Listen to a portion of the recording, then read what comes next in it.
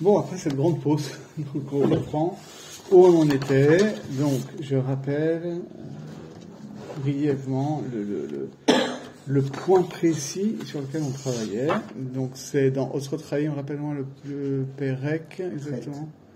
Pérec Chet de Sharon Ekoudim. Et dans le Etzraïm, ça correspond Shahartet Pérec Bet. Et donc, ce qu'on avait vu, on était dans tout ce sujet-là, qui, en fait, on va le voir, est absolument fondamental, du rapport entre la Nefila des Achoraim des Abba Veima et la Mita des Shiva Melachim. Okay. Parce que souvent, on a en tête que Ahikar, c'est la Shira des Shiva Melachim, c'est ça qu'on va faire le Tikkun et tout. La Nefila des Achoraim, bon, c'est une conséquence,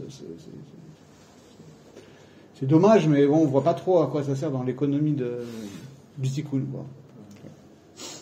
Alors que là, il me dit, non, attention, en réalité, c'est compté dans les 11 trucs de la Kétoret, c'est ça qui structure le Shem Membet, etc. Donc vraiment, c'est partie prenante. Et on avait vu, plus précisément, que qu'est-ce que ça changeait. On n'avait pas forcément compris ce que ça voulait dire, mais que, en fait, quand, justement, il y avait cette Nefila d'Achoraïm de Abba Veima Ilaha, ensuite, ça faisait que les sphirotes qui étaient à partir du tiers inférieur de Tiferet se brisaient aussi. Finalement, les orotes qui descendaient se retrouvaient à l'endroit où étaient tombés les Achoraim de Abba Veima. Donc elles étaient déjà, elles n'étaient pas à découvert, elles étaient en quelque sorte protégées par ces Achoraim de Abba Veima qui étaient descendus. Et donc, en quelque sorte, elles avaient déjà un premier tikkun, ce qui fait qu'ensuite, quand on sera effectivement dans l'état du tikkun, et avec la Amshachat HaMochin, quand il y aura les lumières des Mochin qui descendront, autant elles devront rester voilées pour les sphirotes supérieures, parce que ce sera ça leur tikkun, autant pour les orotes inférieures, comme elles ont déjà été couvertes au moment initial de la Shira, elles pourront être à découvert au moment du Tikkun. Vous vous rappelez de ça? C'est là-dessus qu'on s'est arrêté, en gros, je crois.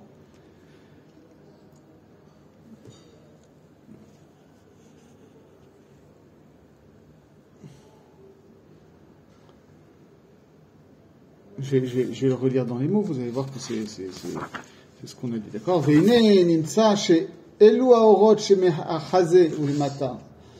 Ba'im mechussim, quand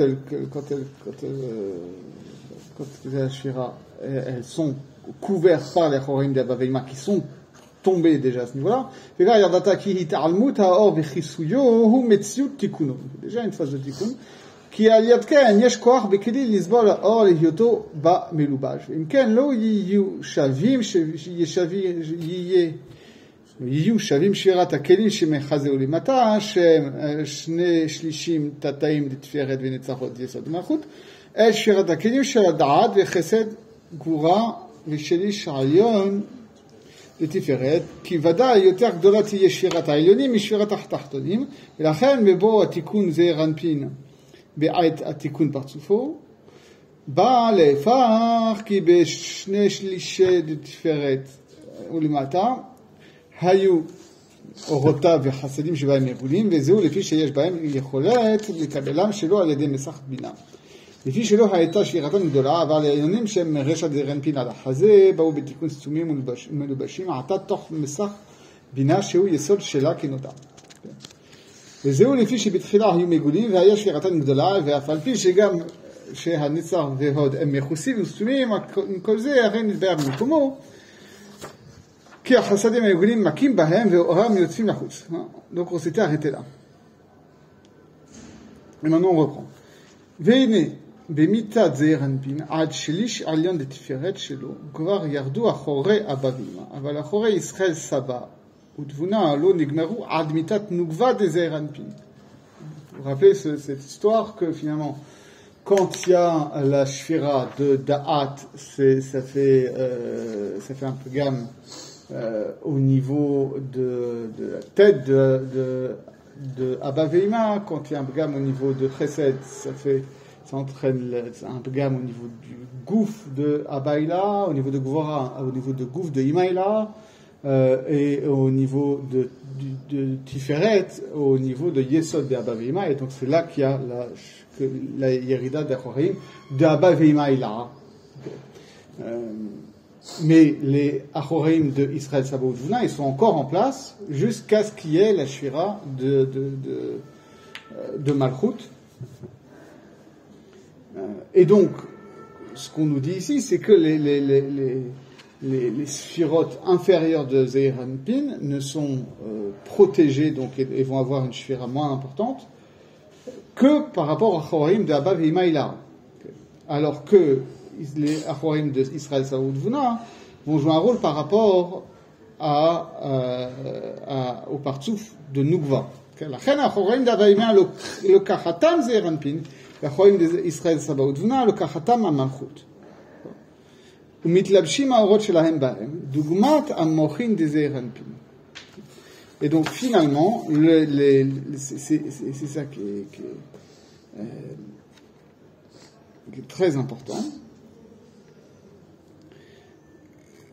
c'est que ce qu'on nous dit ici, c'est que qu'est-ce que ça va jouer comme rôle, c'est Achoraïm de Abaïma, Israël Saba Utvuna. Finalement, ça va être ça qui va faire que c'est dans ça que vont être mitlabesh les mochim des partsoufim de Zeir Anpin et de Nouva. En général, on parle surtout des Zeir Anpin, mais là, il nous dit que ça va être la même chose pour Nouva, pour les deux partsoufim.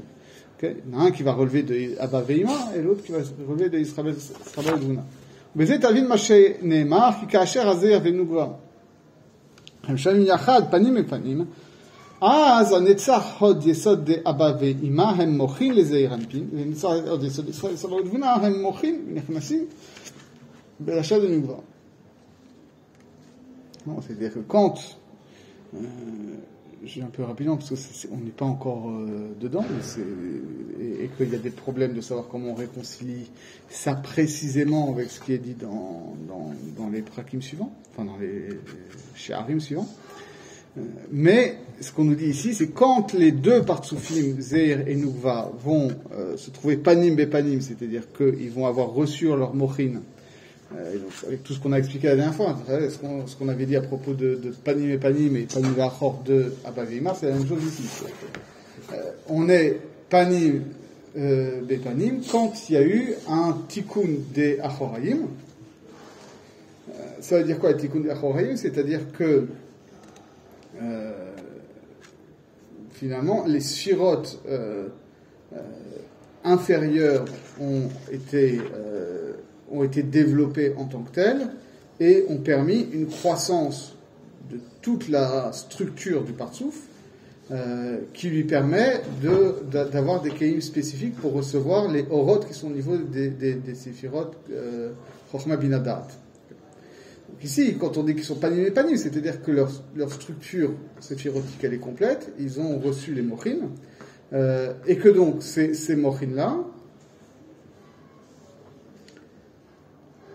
alors, il faut voir le langage ici. Que les mochin de Zeir Anpin, c'est Netzarot Yesod de Abba Veima Ila. En réalité, on va voir ce que ça veut dire. C'est plutôt comme on l'a vu, les levushim. Les levushim des mochin. Et Netzarot Yesod de Israël Saba Utvuna, c'est les levushim des mochin de Nouva. Donc, autrement dit, on va toute sa problématique, c'est savoir comment, parce qu'il y a deux positions fondamentales des pères de partsoufim masculins et féminins. C'est que normalement la structure, elle est que Abba et Ima, ils sont gauche-droite à égalité. Et Zeher et Nuva, ils sont en haut et en bas. Il y a une égalité de Abba Veima à un certain niveau, alors qu'il y a une inégalité entre Zeher et Nuva. Ce qu'on nous dit ici, notamment, c'est que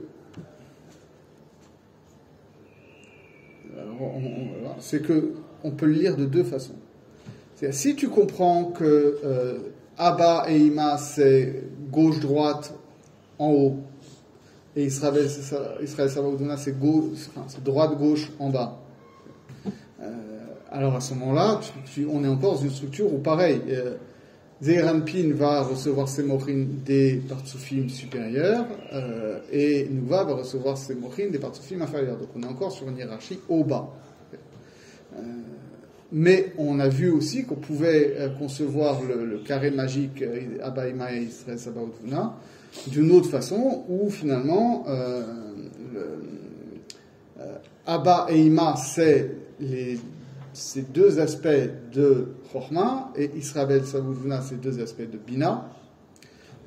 Et donc à ce moment-là, ça voudra dire que Zeir Anpin recevra ses mochines de Chochma, et Nuva ses mochines de Bina, et donc finalement, on aura aussi Zeir Anpin à droite et Nuva à gauche, mais ils seront au même niveau. Ça va être ça toute la discussion ici. Et on nous dit quelque chose aussi, là, encore plus compliqué, qui est très important. On nous dit Vegam tavin ma shenemar shekeshayu keshayu on va dire plutôt panim efanim az yotzim shte bechinot Yaakov אחד בזעיר אנפין ואחד בנובה. כי האחד שהוא ממוחין זעיר אנפין הוא מאבא ואמא, והשני שהוא ממוחין דנובה הוא מישראל סבא ותבונה. Pour l'instant, je vais traduire et je vais finir la phrase, on va revenir dessus. ואז הם שני המאורות הגדולים, לא היא גדולה ממנו ולא הוא גדול ממנה, ואינם צריכים זה לזה כלל. La phrase est finie en disant, on va se retrouver dans une situation où effectivement, chacun des deux partsoufim, Zeir et Nuva, reçoivent leur mochin, l'un de Abba Veima, l'autre de Israël Savaoth-Vuna, et donc finalement, ils sont en quelque sorte à égalité. C'est ce qu'on appelle Shnei HaMeorot HaGdolim. Alors ça renvoie, vous voyez ce à quoi ça renvoie. Dans le premier périple de Bereshit, au 4e jour, on nous dit que Dieu il a créé les deux grands Meorot, et après on nous dit qu'il a créé le Maor HaGadol, Maor HaKatan. Okay, ça c'est développé déjà dans le Midrash, et ça devient un truc hyper important dans le Zohar et la Kabbalah, etc. Qui est qu'au début, le soleil et la lune, ils étaient de même niveau, et que la lune, elle a dit, mais c'est pas possible qu'il y ait deux rois qui utilisent la même couronne, donc il faut que... donc c'est un problème, et Dieu lui a dit, bah vas-y, c'est toi qui vas te diminuer. Au point que le Midrash nous dit carrément que c'est pour ça qu'on apporte un bouc en Khatat à Rosh Chodesh. C'est un bouc qu'on apporte au nom d'Akadosh Baruch Hu pour expier la faute que Hachem il a faite de faire une injustice à la lune. Vous connaissez ce Midrash? Ah non, je sais. Un Midrash classique, ça. C'est ça le pshat de ces Khatat de Rosh Chodesh. C'est Akadosh Baruch Hu qui a été injuste envers la lune, alors on rattrape le truc. Et en Kabbalah, ça devient cette idée que finalement, Tiferet ou Malchut, ou Zeir et Nuva, idéalement, ça devrait être deux partsoufim de même stature. Mais le fait est que Akadosh Baruch Hu a mis en place un système où Nuva est en général dépendant de Zeir Anpin. Mais le travail qu'on va faire dans Tikkun, ça va être tout ce travail finalement de faire en sorte que les deux partsoufim redeviennent à égalité. C'est notamment tout le travail qu'on fait à Rosh Hashanah et Kippour. C'est le problème que Rosh Hashanah ça tombe à Rosh Chodesh, parce que c'est tout ce inyan-là qu'on va avoir un état où Nuva est quelque sorte en éclipse, et que tout le travail, un jour j'espère on arrivera à ça, tout le travail des kavanot de Rosh Hashanah, c'est de faire la Nessira. La Nessira, c'est précisément ce dont on est en train de parler là, c'est-à-dire le fait que Zer et Nukva, ils sont dos à dos, ils sont achor be'achor, ils partagent les mêmes achoraïm, et on va faire une Nessira, c'est-à-dire on va les séparer comme des siamois auxquels on fait une opération. Comment on fait ça? Justement en construisant des achoraïm complets pour Zer et Nukva, ce qui va permettre ensuite de faire que Nukva est indépendant de Zer Anpin, se construit en tant que partsouf en tant que tel, et qui vont ensuite pouvoir être panim bepanim. Et d'ailleurs, c'est pour ça qu'ensuite, à Kippour, on va carrément faire monter Nukva au niveau de Bina, indépendamment de Zeir, où Nukva va recevoir ses mochines directement de Bina. C'est là qu'on voit tout le travail, c'est de là qu'on déduit tout le travail spécifique à Kippour. C'est pour ça qu'on met le talit le soir, parce qu'en réalité, il n'y a pas de dimension de nuit, parce que même la nuit, qui a la dimension féminine, elle va s'élever à une dimension qui est supérieure à celle du jour. C'est pour ça qu'il y a les 5 iyunim, parce que ça correspond en tout cas. Et tout ça pour arriver ensuite à Sukkot et à Shmini Atzeret, où on va pouvoir avoir vraiment les deux partsoufim, panim et panim, qui va y avoir un zivug à Shmini Atzeret. C'est ça le travail qui se fait pendant les fêtes de Tisha. Et donc, c'est ça le travail qu'on cherche à faire en sorte que ces partsoufim-là, ils soient de stature égale, qu'ils puissent être face à face. Mais là, il y a une incise de ouf que j'ai pas compris. Que j'ai pas compris. Au début, j'ai pas compris. Après, j'ai regardé les commentateurs qui m'ont mis sur des pistes. Et j'ai découvert des choses incroyables. Parce qu'on nous dit, c'est comme ça, tu comprends que quand Zeir et Nukva sont panim et panim, alors il y a deux dimensions qui s'appellent Yaakov qui émergent, qui sortent, qui se manifestent. Une au niveau de Zeir Anpin et une au niveau de Nukva. Okay. Parce qu'il y en a une qui vient des mochines de Zeir Anpin, c'est-à-dire de Abarima, et l'autre qui vient des mochines de Nukva, c'est-à-dire de Israël Saba Udvuna. Alors c'est quoi ces deux partsoufim de Yaakov?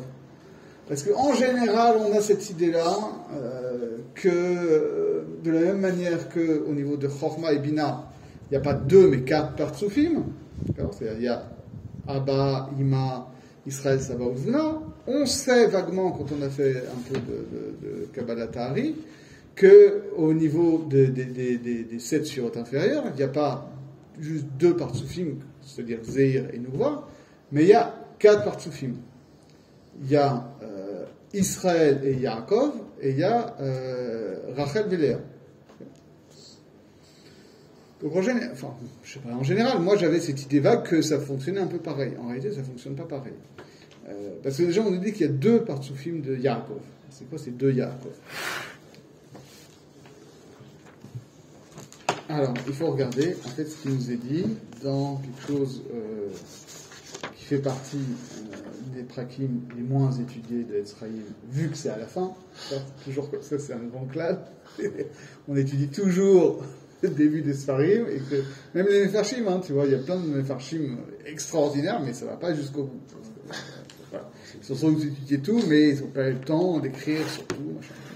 Et donc, comme nous, on est des Chamorim, alors quand il y a le commentaire, on étudie, quand il y a le commentaire, on s'arrête. Donc, on ne fait pas ces Sheharim qui sont à la fin. À un niveau moins élevé, c'est comme les rabbins de communauté qui font toujours leur dracha sur le premier pasouk ou sur le nom de la paracha, et t'as jamais de dracha sur ce qui se passe dans la reste de la paracha. Beralotra, cas typique, tout le monde va te faire une dracha sur Aaron qui allume la menorah parce que c'est les premiers psukim, mais il y a des tonnes de trucs qui se passent dans le reste de la paracha, t'as jamais une dracha dessus. Alors là, on est donc dans Etzraïm, à la toute fin, dans le Sha'ar Lamed Zayin. Il y a 50 Sha'arim dans l'Etzraïm. Là, on est au 37, qui s'appelle Sha'ar Yaakov Veléa, justement. Perek Aleph, qui dit comme ça. Unvaer ata inyan Yaakov Veléa derech klalut. On va expliquer c'est quoi Yaakov et Léa. parce que Zeir et Nouva, je vois ce que c'est. Yaakov et Léa, ça demande à être expliqué. Hine le'el be'anu ke'elu hem bechinat achorayim shel Abba ve'ima shenaflu be'ait mitat hamelachim. En réalité, c'est dit très rapidement, mais Israël et Rachel d'un côté, c'est pas du tout la même chose que Yaakov et Léa. C'est-à-dire que Yaakov n'est pas, contrairement à ce qu'on pourrait penser, une version immature de Israël, et Léa n'est pas une version inférieure ou cachée ou je ne sais pas quoi de Rachel. C'est fondamentalement différent. Ce qu'on nous dit ici, c'est que ce qu'on appelle Israël, c'est Zeir Anpin, c'est le Ikar de Partsouf. Ce qu'on appelle Rachel, c'est Nouva, c'est le Ikar de Partsouf. Yaakov et Léa, c'est des dimensions qui sont à la fois secondaires et supérieures, paradoxalement. Parce que Yaakov, c'est les Achorayim de Abba Ve'ima qui sont tombés et qui vont se réexprimer au niveau de Zeir Anpin. Et de la même manière, Léa, ce sont les Achorayim de Israël Saba ou Dvna, dont on est en train de parler ici, qui vont s'exprimer au niveau de Nouva. Donc ce sont des aspects qui vont s'exprimer de manière accessoire par rapport au partsoufim de Zeir et Nouva, Israël et Rachel, mais en même temps, leur shoresh, il est plus élevé parce que finalement, ils sont constitués par les Achoraïm des partsoufim supérieurs. Et c'est pour ça que tu comprends dès lors pourquoi est-ce que parfois on te dit que Léa c'est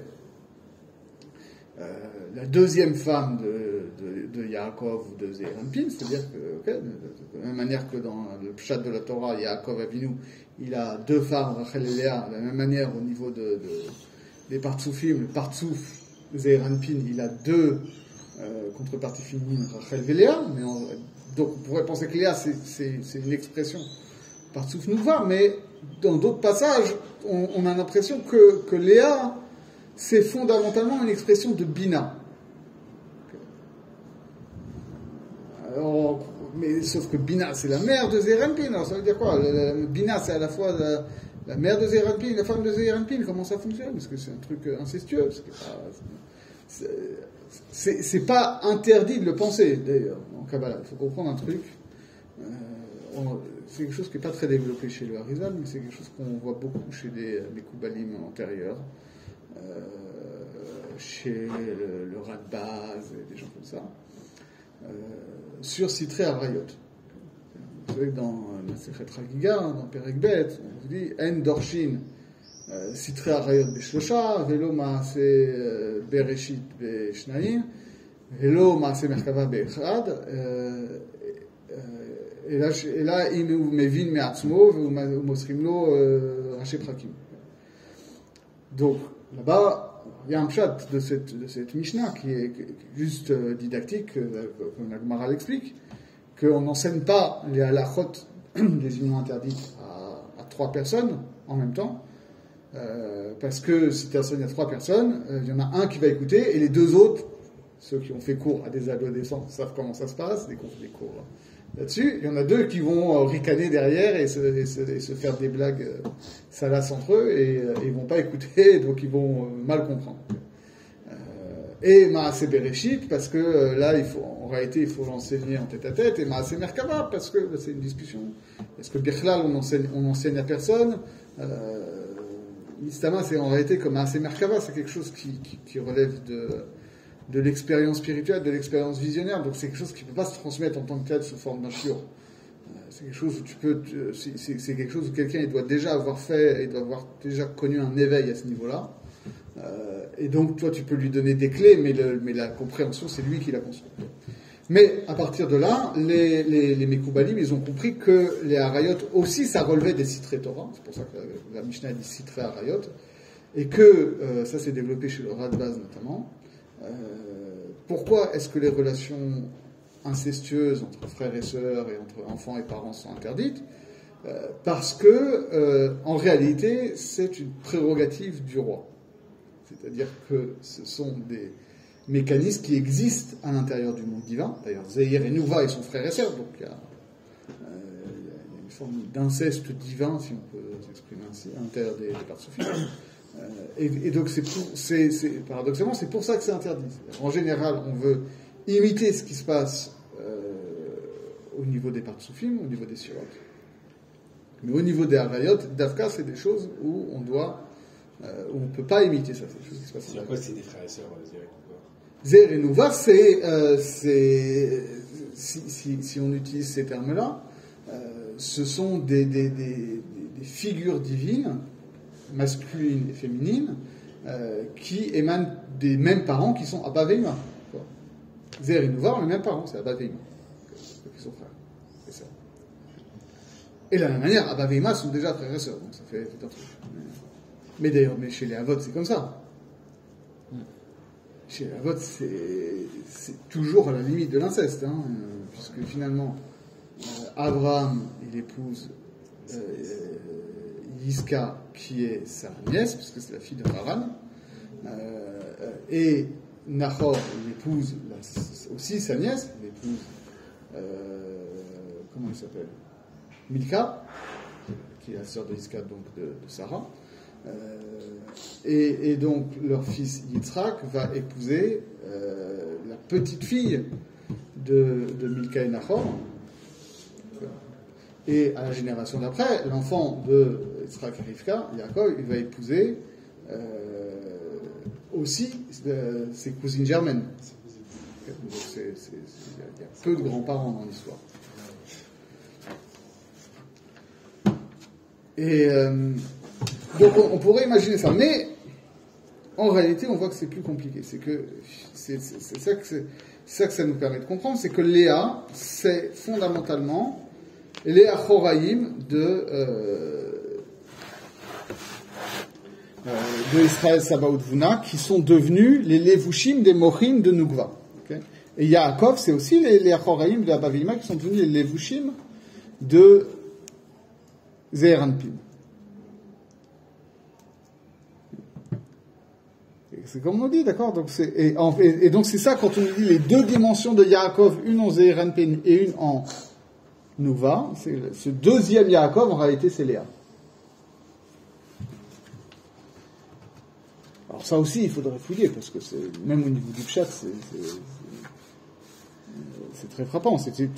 Toute cette histoire de Léa est absolument fascinante, quoi, parce c'est celle qui est toujours à l'arrière-plan, et finalement, c'est elle qui fait tout le boulot, quoi.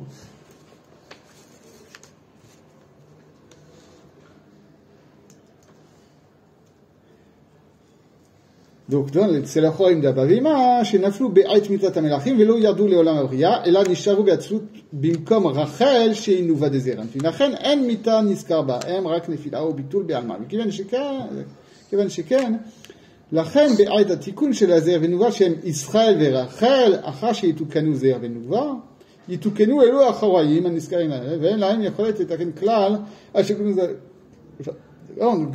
Finalement, alors ça va être tout un, c'est un travail qu'il faut faire dans les cavanotes après, tout ça. D'ailleurs, ça c'est un clav gadol dans le Harizal. Le Harizal, il enseignait tout en même temps. Nous, on a des textes de Rabbi Chaim Vital où tu as un sefer qui te parle des Partsufim et un autre qui t'explique comment ça se fait dans les cavanotes. Mais le Harizal, il enseignait de manière globale ces choses-là. Donc nous, on est obligé de faire des ksharim aussi. Et donc, qu'on nous dit ici, c'est que Israël et Rachel, c'est le nom des Partsufim Zeir Venuva quand ils ont fait leur tikkun. Et le Yaakov et Léa, c'est le nom des Achoraim de Abba Veima, dont le tikkun se fait une fois que le tikkun de Israël et Rachel a déjà été fait. C'est pour ça que c'est ça qui permet de comprendre, entre parenthèses, pourquoi on continue d'appeler Israël Yaakov même quand il a changé de nom. Parce qu'en réalité, c'est pas comme avec Avram et Avraham où Yaakov disparaît très derrière Israël. Non, il y a deux dimensions qui existent. Et l'une n'est pas forcément supérieure à l'autre. ואף על פי שהם אחור דאבא ואמא, שהם יותר גבוהים מזעיר ונוקבה, והיה ראוי שיתוקנו מקודם, עם כל זה כיוון שהם אחוריים גמורים חיצוניים שבאבא ואמא, שהם דינים, לכן צריך שיתוקנו תחילה זעיר ונוקבה בבחינת הגלות, כי יש בהם בחינת פנים גם כן, ואחר כך יתוקנו אחוריים של אבא ואמא, כי כיוון שירדו מקום הנוקבה, אם כן בתיקונה יתוקנו גם הם כצלם.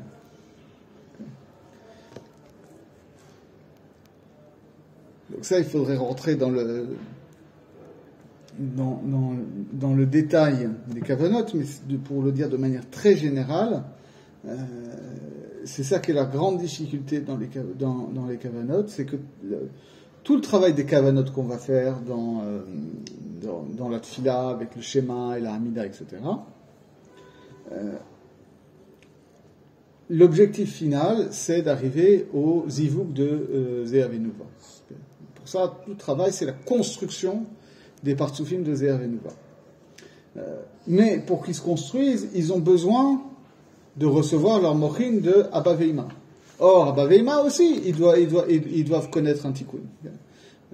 Et comme on l'a vu la dernière fois, finalement, le tikkun, pour que Abba Veima puisse être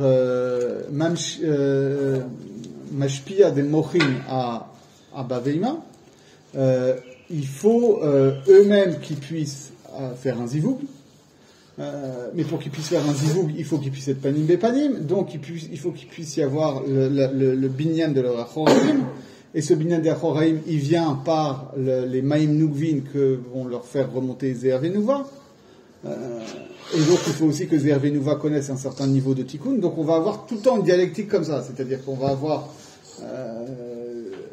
un certain niveau que va y avoir une ashpa de Abba Veima vers Ze'er Venuva pour que eux puissent faire monter des Maïm Nugvin pour provoquer un autre zivou au niveau de Abba Veima et faire descendre des mochin, etc., etc.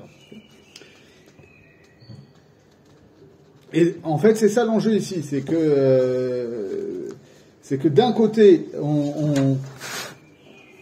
on a besoin qu'il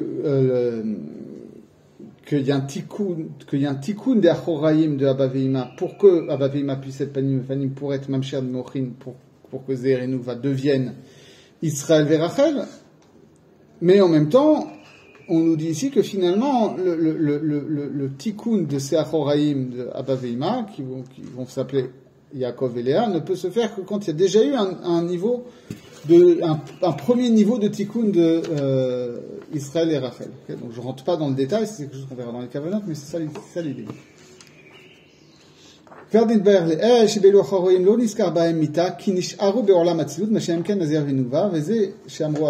Ça c'est très important.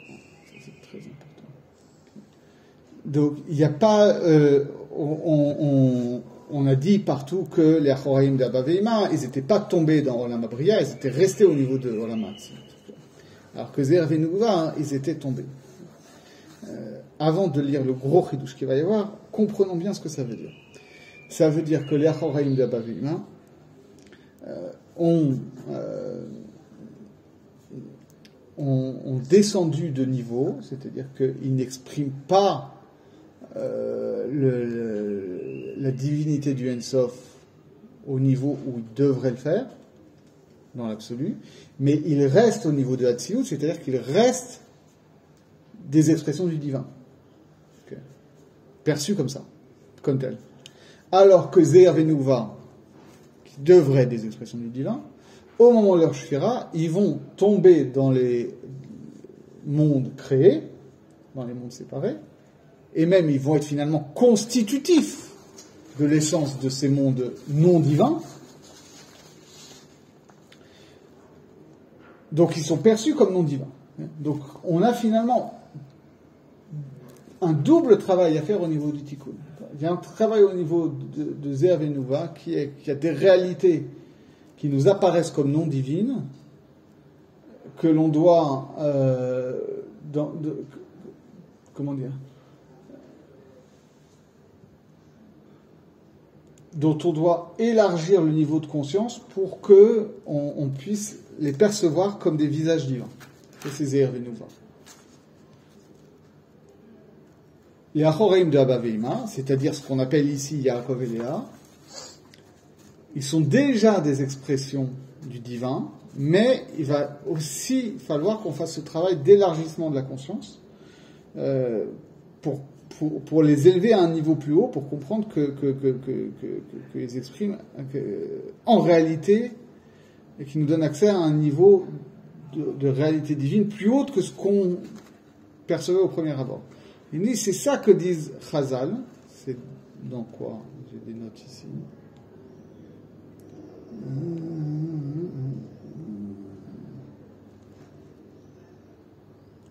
C'est quoi comme note? Je sais pas. Novelot Chochma Shel Ma'ala Torah.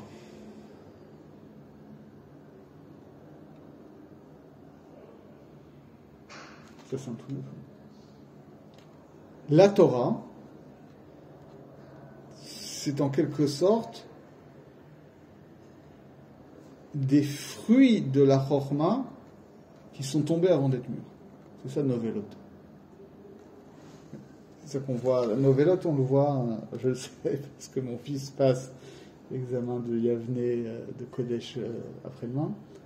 Et au programme, il y a un Perek Vav de Brachot. Là-bas, on voit qu'il y a une discussion de savoir sur les novelotes, est-ce qu'on fait une bracha ou est-ce qu'on ne fait pas de bracha parce que c'est Siman Klala. Novelotes, c'est des fruits comme ça, c'est des fruits qui sont tombés de l'arbre avant d'être mûrs. Et on nous dit, voilà, la Torah, par rapport à la Chochma, c'est ça. De fou. Tu penses que la Torah, c'est le truc le plus haut que possible? Non. Tout ce que tu vas comprendre de la Torah en tant que telle, ce que ça veut dire Torah, mais a priori, toute la Torah, au sens le plus large que tu peux concevoir, ce n'est finalement qu'un aspect prématuré, non parachevé de ce que c'est vraiment que la Chochma divine. Et donc tout le travail que nous on doit faire, c'est ça. C'est-à-dire, plus tu vas monter en Torah, plus tu dois développer en parallèle la conscience que tous les trucs incroyables que tu comprends, c'est vraiment des fruits qui sont tombés de l'arbre avant terme de la vraie Chochma divine. À laquelle, en réalité, tu n'as pas accès. Mais du fait que tu comprends l'imperfection relative de la Torah, tu comprends qu'est-ce que pourrait être la perfection de la Chochma divine. Et ça, cette Torah-là, c'est ça qu'on appelle le Partsouf Yaakov. J'ai pas compris ça. La Torah par rapport à la Chochma, j'ai pas compris. C'est-à-dire que la grande leçon qu'il faut comprendre, c'est que quand tu étudies la Torah, tu rentres en contact avec une pensée divine. C'est ça le kiff du Limud Torah. Sinon, tu vas jouer à Street Fighter 6, c'est très bien, tu vois, à FIFA. Mais le vrai Limud Torah, c'est de comprendre que finalement, tout ce que tu vas comprendre, ce n'est qu'un aspect très imparfait de ce que c'est vraiment que la Chochma divine qui préside à la pensée du monde, quoi, la structuration du monde. Donc c'est-à-dire que la Torah, c'est un fruit qui est pas mûr par rapport à la Chochma. Ouais, c'est ça que je dis. C'est fou. Et pourquoi? Parce que finalement, la Torah, c'est le Partsouf Yaakov, et ce Partsouf Yaakov, c'est les Achoraim de Abba Veima, c'est-à-dire de la Shira Chochma, qui sont tombés. La Torah n'a pas pour but de découvrir le divin. Ah bah si. Non. La Torah a pour but de découvrir l'humain. C'est-à-dire qu'on va se développer on va s'améliorer l'humain avec la Torah. C'est pas forcément pour découvrir le fonctionnement du monde. Une achinami, c'est-à-dire que tu vois que justement, c'est ça le rapport qu'il y a entre Yaakov et Israël. C'est-à-dire que on te dit, voilà, Yaakov, c'est-à-dire la Torah, c'est un aspect dégradé de Chokhmah. Donc, il y a un aspect du Limud Torah, donc du Tikkun Torah, qui va être de comprendre en quoi est-ce que cette Torah est un aspect dégradé de Chokhmah. Mais en même temps, on te dit, c'est Achorim de Abba Veima, c'est ça qui va être le levouche des Mochin de Zeir Anpin.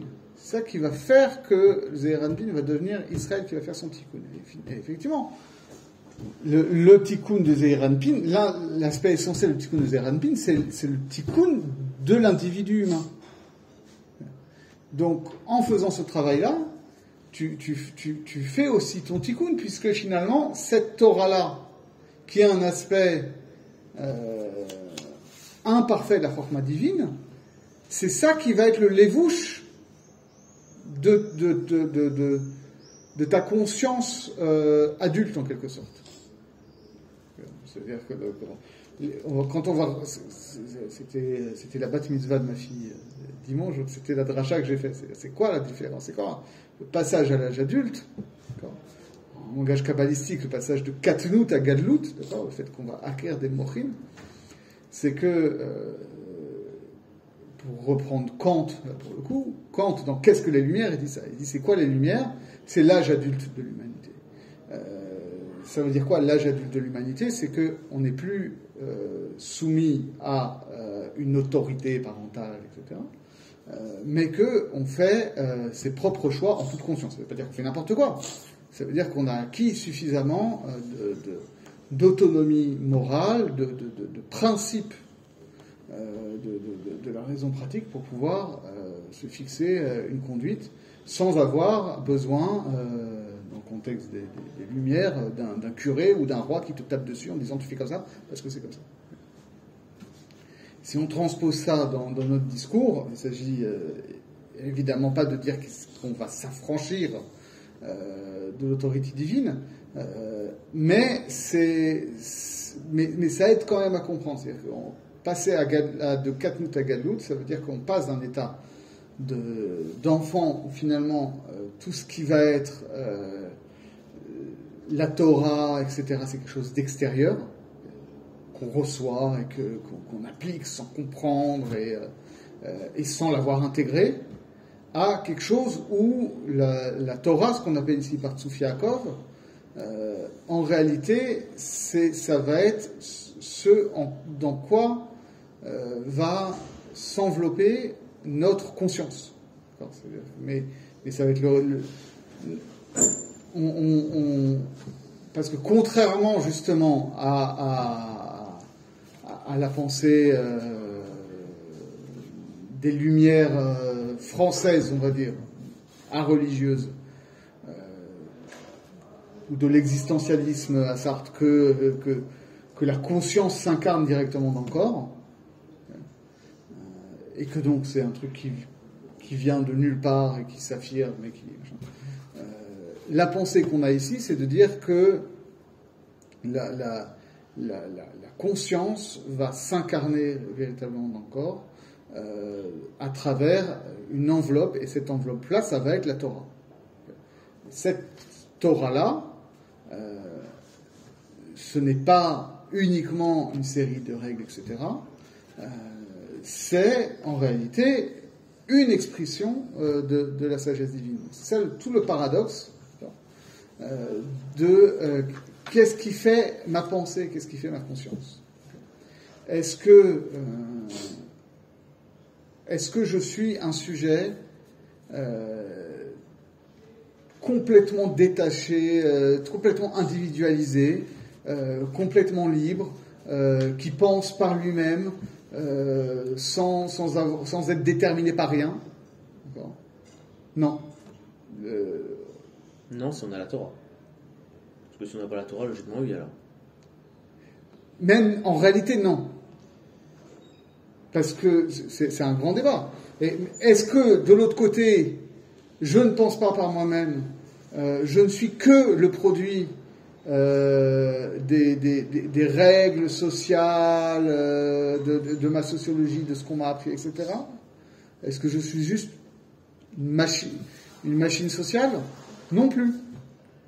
En réalité, je suis les deux. Je suis une conscience qui ne peut être incarnée que parce qu'elle va s'envelopper dans un langage, en quelque sorte, d'accord, qui va être une série de règles, etc., qui va lui permettre d'avoir des cadres, d'avoir des choses.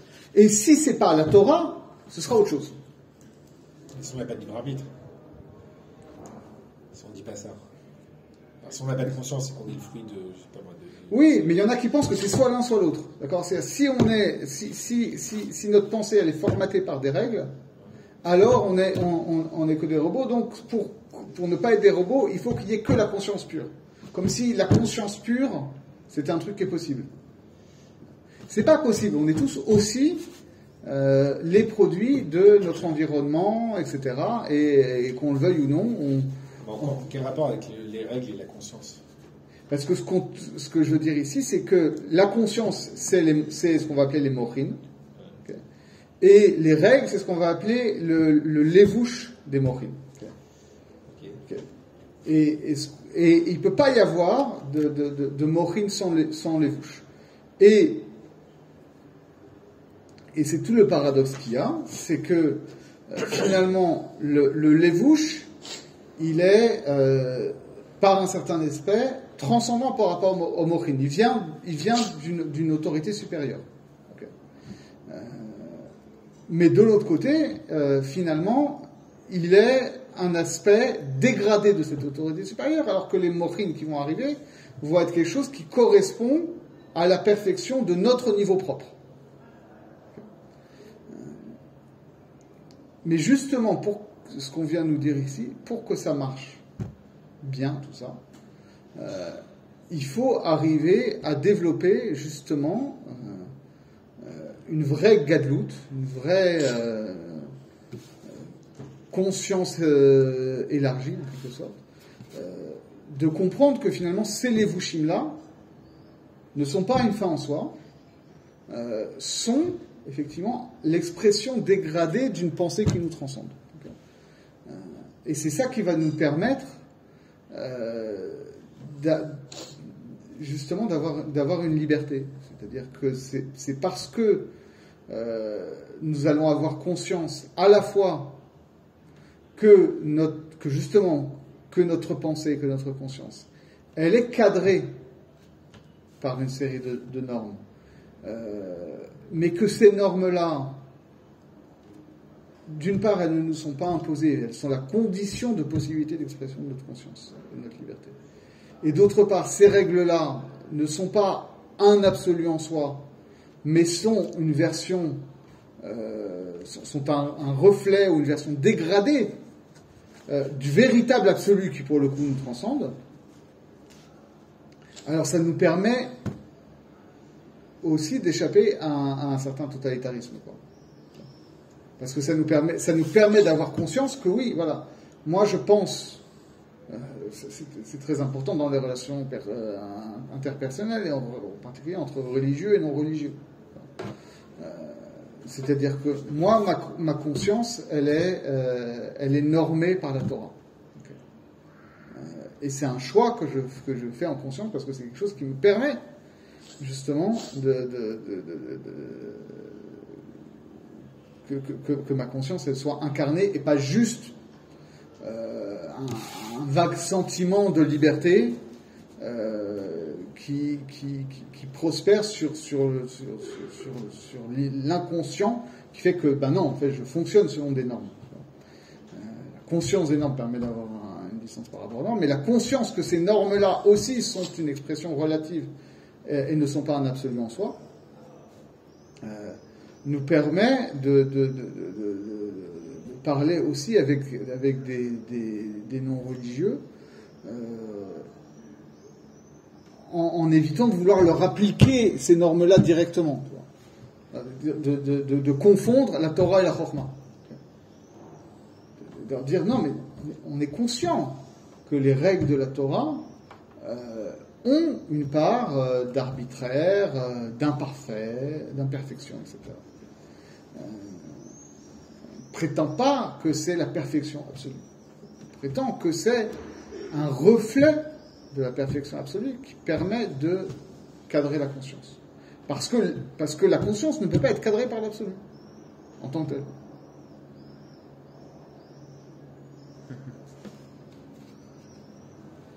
Et quand est-ce qu'elle va s'exprimer cette Rochma, elle s'exprime quand en fait? Elle s'exprime pas sur Terre? Cette sagesse absolue? Non, a priori, elle ne s'exprime pas sur Terre. C'est pas quelque chose auquel on peut avoir accès en tant que tel de notre vivant. Ou alors on verra, ou peut-être dans des moments très spécifiques, ça va être toute la question de quand la névoie, c'est pas ça la névoie?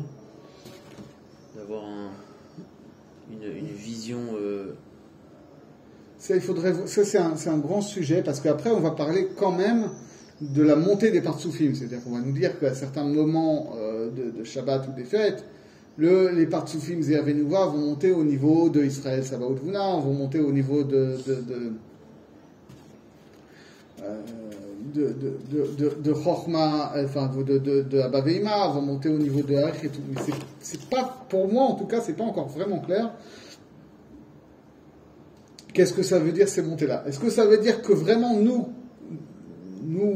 pauvres juifs qui faisons Shabbat et les fêtes, au moment de Shabbat, au moment de Mincha, on a accès à vraiment la Chochma divine telle qu'elle existe de manière transcendante par rapport au monde? C'est un peu présomptueux de dire ça. Peut-être, on monte un petit peu, mais on reste dans le cadre de la Torah, tu vois. C'est pas... déjà, Bina, ça s'appelle Olam Haba.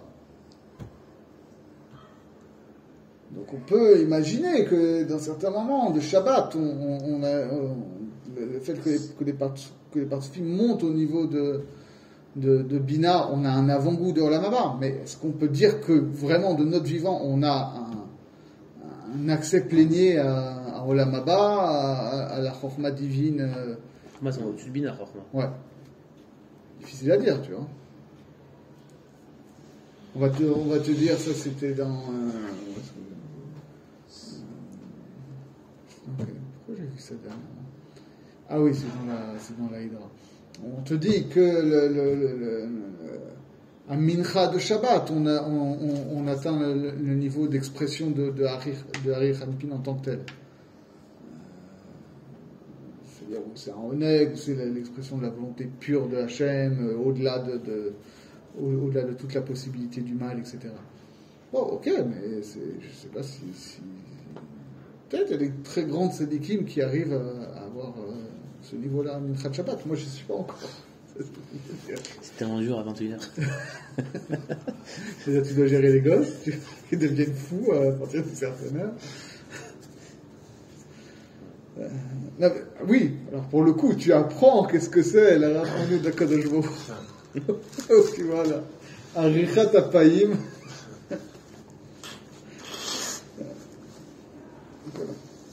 גם במסכת דמאי אמרו נובלות תמרה, etc. Okay? פירוש העניין, כי הנה אבא הוא נקרא חוכמה. Attends, et où ça continue?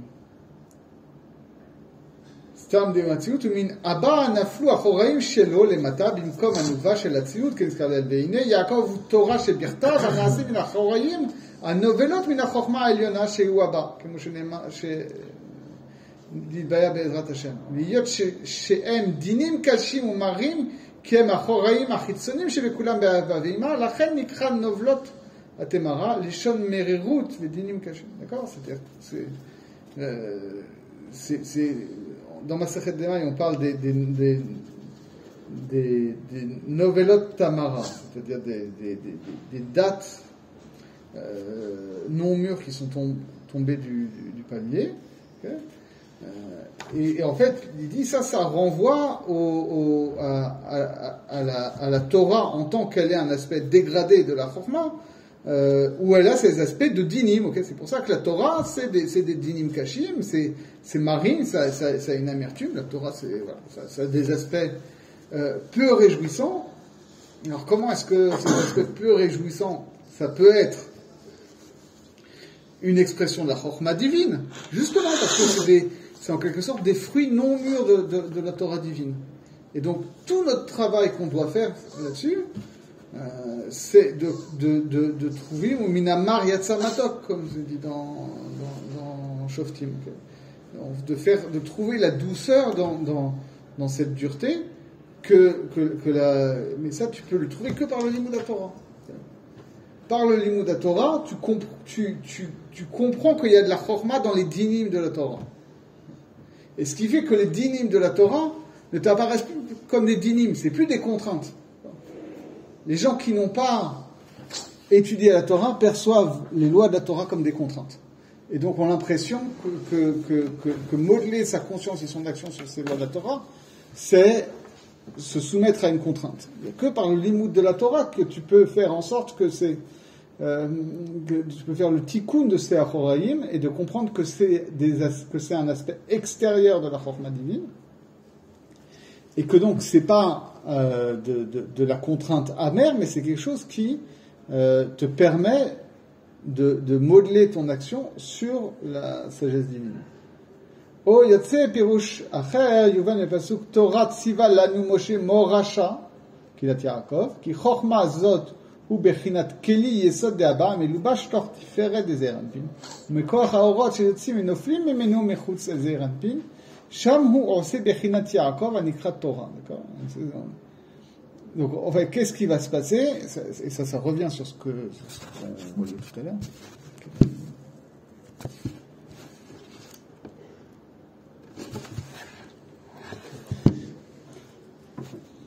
Torah tziva lanu morasha keilat Yaakov. Parce que c'est pas sûr qu'il y a un truc bizarre. On a envie de traduire. Moshe nous a ordonné une Torah qui est l'héritage de l'assemblée de Yaakov. Pour l'assemblée de Yaakov. Mais on n'aurait pas dû dire Morasha à ce moment-là. On aurait dû dire Morashat. Morashat Keilat Yaakov. La Morasha de la Keila de Yaakov. Donc là, en réalité, comme toujours en Kabbalah, par une lecture hyper rigoureuse du Pasuk, on te fait éclater toute la lecture. Okay. La Morasha, c'est Keilat Yaakov. Torah tziva lanu Morasha Keilat Yaakov. Okay. Moshe nous a ordonné une Torah. Sa Morasha, c'est Keilat Yaakov. Autrement dit, alors, on va traduire mot à mot ce qu'il nous dit après. Que la Chochma, c'est donc Partsouf Haba. Okay. Et ce Partsouf Haba, il va s'exprimer dans les Partsoufim inférieurs à partir de son Yesod. Okay. Yesod de Haba, qui correspond au Sefer Torah. Le Sefer Torah, c'est une expression matérielle de ce qu'on appelle Yesod de Haba, c'est justement ce pilier, c'est ça qui va relier l'en haut et l'en bas, qui va relier la Chochma divine à l'humanité. Et donc ce Yesod de Haba, il va s'envelopper dans Tiferet de Zeir Anpin. Ça va être le lévouche des Mochin, le lévouche précisément de Da de Zeir Anpin qui va descendre jusqu'à Tiferet. Et ensuite, ça va s'exprimer à l'extérieur, comme on l'avait vu la dernière fois, qu'au niveau de la colonne centrale, les lumières, elles sont découvertes à partir de Tiferet. Et donc c'est ça c'est cette lumière émergente, c'est cette lumière de Yesod de Haba qui va ressortir au niveau de Tiferet de Zeir Anpin, qu'on va appeler Yaakov. Okay. Donc Yaakov, effectivement, est un partsouf qui va être au niveau, qui va être manifeste au niveau inférieur de Zeir Anpin. C'est pour ça qu'on a souvent l'idée que Yaakov, c'est une dimension base de Zeir Anpin. Mais en réalité, c'est une dimension haute, parce que la dimension manifestée en tant que Partsouf, qu'on va appeler Yaakov, c'est juste la partie dévoilée des Achoraïm de Abba, donc ici de Yesod de Abba plus précisément, qui sont les Levushim des Mochin de Zeir Anpin. Autrement dit, on traduit un peu en français. C'est-à-dire qu'il y a une dimension de la Chokhma divine qui nous est complètement inaccessible.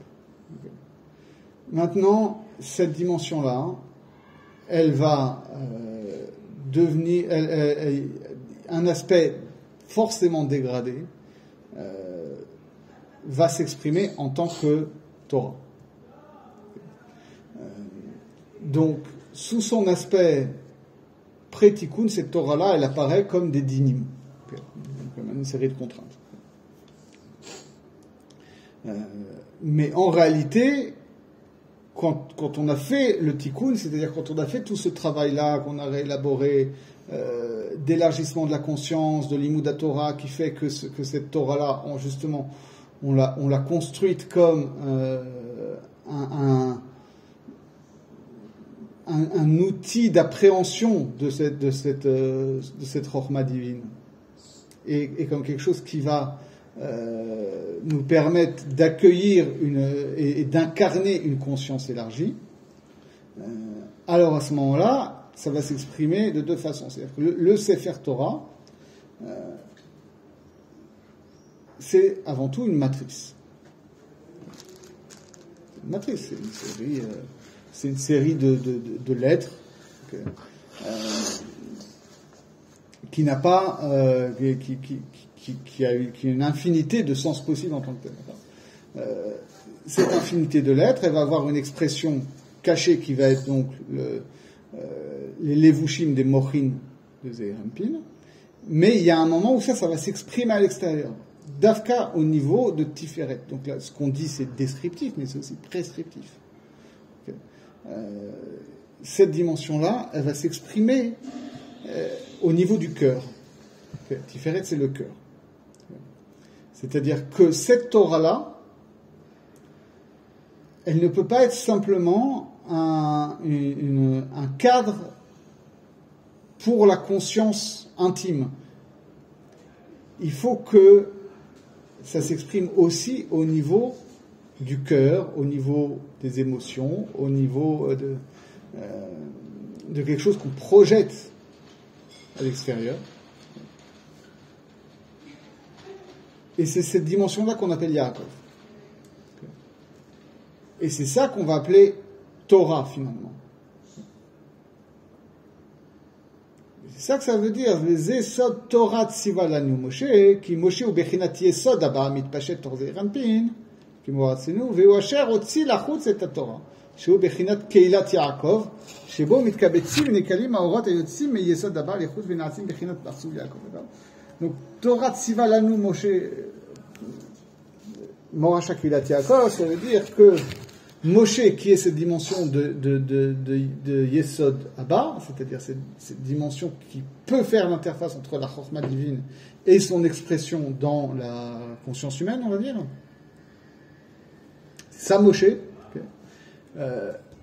Moshe, il nous a ordonné une Torah. Et cette Torah-là, elle se développe en deux niveaux. D'abord en tant que lévouche de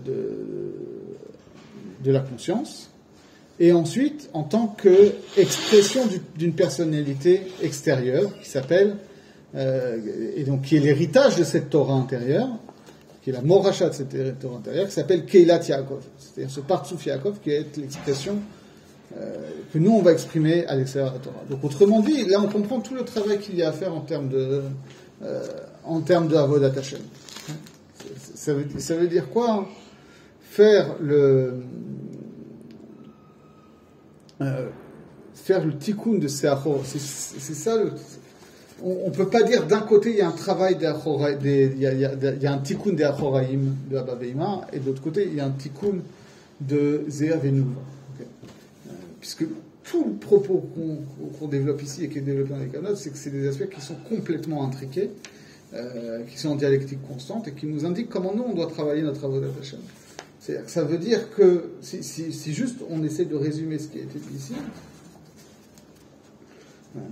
c'est qu'est-ce que nous, comme travail, on a à faire. L'essentiel de notre travail, c'est de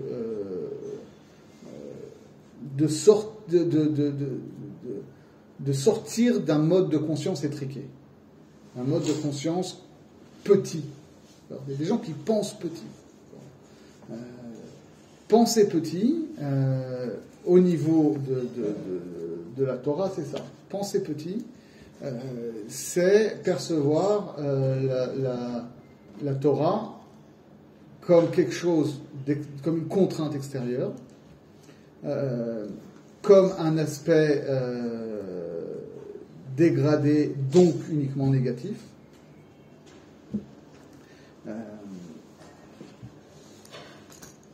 Et donc, même si on l'applique comme un enfant qui obéit à ses parents parce qu'il n'a pas envie de se prendre une fessée. Nous, on doit passer à un niveau adulte de la conscience religieuse, en quelque sorte. C'est-à-dire qu'on doit comprendre que cette Torah-là, elle est, oui, une expression dégradée, mais une expression quand même de la Chokhmah divine, et que une partie de notre travail, c'est d'arriver à percevoir cette transcendance de la Chokhmah divine à travers la Torah, pour que cette Torah dont on a fait le tikkun et dont on perçoit la gadlout puisse être l'enveloppe de notre conscience qui a été élargie. Qui est plus seulement une conscience d'un ego par rapport à une contrainte extérieure, mais qui est une conscience élargie au niveau de la transcendance. Mais il ne faut pas s'arrêter là. On n'est pas dans un truc strictement bouddhiste où on n'est que dans la méditation et dans l'éveil. Okay. Ensuite, il faut que cette dimension-là, elle jaillisse. C'est-à-dire qu'il faut la faire passer d'un cadre de la conscience à quelque chose qui va s'exprimer au niveau du cœur et s'exprimer comme un nouveau visage qu'on va avoir et qui va s'appeler Yaakov. Okay. C'est là que tu comprends toute la dialectique entre Yaakov et Israël. C'est-à-dire que Israël, c'est Zeir Anpin au niveau de Gadlut. Okay. C'est vraiment c'est la personnalité accomplie, mais intérieure, qui est reliée à la transcendance. Mais ça n'abolit pas Yaakov. Yaakov, c'est quelque chose qui va jaillir de ça, paradoxalement. Nous, on pense que Yaakov, ça précède Israël. Là, on te dit que le vrai Yaakov, c'est quelque chose qui suppose Israël. C'est pour ça que dans la Torah, on continue à appeler Yaakov, même quand il est devenu Israël. D'accord ? Parce que mais finalement, c'est pas le même Yaakov. C'est-à-dire que ça, c'est Rav Sachs qui disait ça, qui dit que nous, on voit toujours Esav comme le méchant et Yaakov qui est le gentil. Okay. La grande différence entre Esav et Yaakov, c'est que Esav, il est assouille. Il est déjà constitué. C'est quelqu'un qui n'évolue pas. C'est pas forcément qu'il est méchant, d'ailleurs. Hein. C'est un mec qui est très bien par plein d'aspects. Mais c'est quelqu'un, comme énormément de gens dans le monde aujourd'hui, juifs ou non juifs, qui sont très bien comme ils sont. Ils ne posent pas de questions sur la vie. Je connais plein de gens que j'adore, hein, qui sont comme ça. Ils ne se posent pas de questions sur la vie, sur le monde, qu'est-ce qu'ils doivent faire, sur leur mission, sur quoi que ce soit. Ils ont fait leurs études, ils ont leur petit boulot, et quand ils ont fini le boulot, ils regardent les matchs de foot et basta. Et ça leur va très bien, et c'est très bien comme ça. Et il y a des gens qui ne sont pas comme ça, qui sont des gens qui sont toujours à la recherche d'autres choses, etc. Mais ces gens-là, c'est une dimension de Yaakov, donc ils sont toujours à s'accrocher au talon, et ils peuvent finalement être jaloux de ceux qui ont déjà tout. C'est comme quelque chose où tu vois ça à l'école. Moi, c'est quelque chose qui m'a frappé quand j'avais entre 15 et 25 ans. Tu vois. C'est-à-dire qu'à 15 ans, tu es au collège-lycée, et toi, tu es un peu un nerd, machin, avec des boutons, hein, et tu as des mecs qui sont déjà hyper beaux gosses, hyper à l'aise, qui plaisent aux filles, qui tourisent et tout. Et parfois, tu revois ces gens-là 10 ans après, toi, bon, ça y est, t'as pris du roi cutane, t'as plus de boutons, t'as progressé et tout, et eux, ils n'ont pas bougé. Mais donc finalement, ils sont en retard, parce qu'ils sont restés, ils étaient beaux quand ils avaient 15 ans, mais quand ils ont 25 ans, ils sont devenus quelconques, ils n'ont rien fait, etc. Okay. Et Rav Sachs, je digresse, mais Rav Sachs, il développe ça dans Dieu n'a jamais voulu ça notamment. Il dit, Yaakov, pendant tout le début de sa vie, finalement, il a un problème avec Esav. C'est lui qui est jaloux de Esav. Il veut avoir la Bechora de Esav, etc. Et le combat avec l'ange, c'est avant tout un combat contre lui-même. Et pour qu'il va comprendre, au final, quand il va rencontrer Esav, il va rendre sa bracha à Esav. D'accord ? C'est marqué dans le texte. Il rend sa bracha à Esav. Il dit, Yesh likol, j'ai pas besoin, j'ai déjà tout, je suis déjà complet, enfin, j'ai réussi à me construire en tant que complétude. J'ai plus besoin d'aller chercher quelque chose ailleurs, chez Esav, etc., dans une illusion de perfection. C'est-à-dire que Esav, c'est une perfection de finitude. Le truc, il est bouclé, il est comme ça, et il est très bien comme ça. D'où son nom d'ailleurs. D'où son nom. Esav, c'est Assou, il est fait, c'est un produit fini. C'est l'obsolescence programmée, si tu veux. Tu vois, ces ordinateurs, tu peux pas changer la RAM. C'est fini. Tu l'achètes, il est comme ça. Yaakov, il est en recherche d'une perfection plus grande de ce qu'il est. Et donc, à un moment, il s'imagine que la perfection plus grande que ce qu'il est, c'est ça, parce que lui, il est déjà parfait. Mais au bout d'un moment, il comprend que justement, cette perfection de finitude, c'est une imperfection, et que la vraie perfection, c'est justement ce qu'il a finalement toujours eu, c'est cette aspiration à la transcendance, à un progrès qui est toujours infini. Okay. Et donc, c'est ça, le vrai Yaakov, il va s'exprimer quand il est devenu Israël, finalement. Israël, c'est celui qui a acquis la conscience que la Torah, que la Torah et l'ordre divin, c'est pas quelque chose avec lequel il faut construire un rapport extérieur, mais c'est quelque chose qui doit modeler la conscience et donner accès à la transcendance. Et à partir du moment où on a fait ce travail-là, alors la vraie personnalité de Yaakov elle peut s'exprimer à l'extérieur, qui est justement ce côté-là, qui est que oui, parce que je suis pleinement ce que je suis pleinement ce que je suis parce que j'ai établi un certain rapport à la transcendance, qui n'est pas un rapport totalitaire. Et donc, c'est ça qui me permet de projeter une personnalité qui est à la fois moi et pas moi. C'est-à-dire que j'ai aucun problème à me montrer comme Yaakov, sans avoir l'impression ni de me mettre à nu, ni que ça exprime la totalité de mon être, et ni que j'ai l'impression de mentir parce que je ne me donne pas entièrement dans l'extériorité. Bon, c'est pas mal. Ok, alors on note où on en est. Donc on s'est arrêté là. Ah oui, donc je finis parce que c'est ce qu'on a vu après. ואומנם האחורים של הבא הם בצד ימין בחסד זרנפין, והאחורים דהבא הם בצד שמאל בגבורה דזרנפין, וזה דרוש יצטרך במקומו ושב יתברר שם, והנה כאן במקום הזה הוא מקום ירידת. Et donc on voit ici que donc il faudra qu'on regarde qu'est-ce que ça veut dire au niveau du tikkun de Rachel et Léa, cette dimension-là. Là on a développé du niveau au niveau de la Torah, au niveau de Yaakov et Israël, il faudra voir qu'est-ce que ça veut dire au niveau de Rachel et Léa. Mais Rachel et Léa, on a dit que c'était justement la question de la Shrina, de la présence au monde, de la Emouna et tout. Donc ce sera un autre aspect qu'il faudra développer, sachant que la finalité, c'est qu'on puisse ensuite développer un face-à-face entre ces différents aspects, qu'on puisse avoir un face-à-face, c'est-à-dire un rapport égalitaire entre Zéranpin et entre Israël et Rachel, et un rapport de face-à-face d'égalité entre Yaakov et Léa.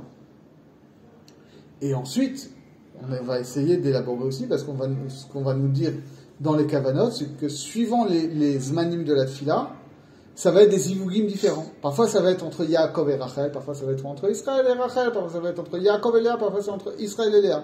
Okay. Et donc, forcément, on comprend que là, c'est pas juste des histoires de mécanique de Partsoufim, mais c'est différents types de rapports au monde, à la transcendance, au comportement religieux, etc. Okay.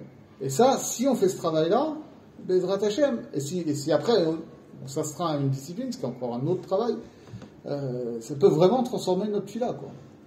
Parce que si tu sais tout le travail que ça implique existentiellement en termes de l'Imouda Torah, de comment est-ce que ça doit imprégner ton comportement, de rapport à la Emouna et tout, c'est sûr que ça transforme ta fila. Par rapport à juste faire le truc, faut pas que je fasse ma fila trop vite ni trop longtemps. Ok? Je connais.